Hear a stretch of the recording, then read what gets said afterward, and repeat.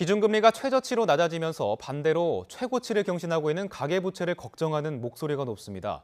게다가 전세 물량까지 갈수록 줄어들 것으로 보여 서민들의 어깨가 더 무거워질 것이라는 우려도 나옵니다. 이대건 기자의 보도입니다. 기준금리 전격 인하라는 깜짝 카드는 기대하는 성과만큼 우려의 목소리를 함께 낳고 있습니다. 특히 가계부채에 대한 지적도 많습니다.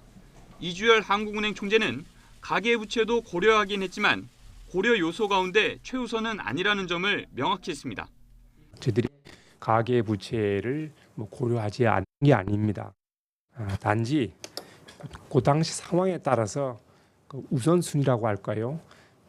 좀 웨이트가 조금씩은 좀 판단할 때 달라질 수는 있겠습니다.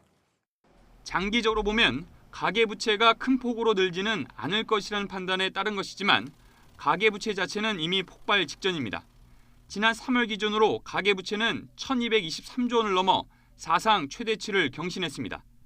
관리 사각지대에 놓인 아파트 집단대출과 제2금융권 대출이 크게 늘어난 결과입니다.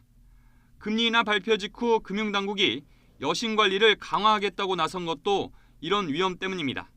게다가 구조조정 과정에서 대량 실업으로 소득과 소비가 함께 줄어들 경우 의도대로 가계부채를 억제할 수 있을지는 장담하지 못하는 상황입니다. 결국 원활한 구조조정을 뒷받침할 금리 인하의 효과가 거꾸로 작용할 수 있다는 겁니다. 이번 기준금리 인하로 인해 집 없는 사람들의 전세금 부담도 더욱 커질 것으로 보입니다. 대출금리가 낮아지면 집주인들이 월세를 선호하는 경향이 더 짙어지기 때문입니다. 임대인들께서는 전세보다는 월세를 더 선호하게 되기 때문에 그래서 전세 금액이 더 상승하게 됩니다. 따라서 기준금리 인하 효과 이후 후속적인 정책의 뒷받침 여부가 금리 인하의 부작용을 줄일 수 있는 관건이 될 것으로 보입니다. YTN 이다운입니다.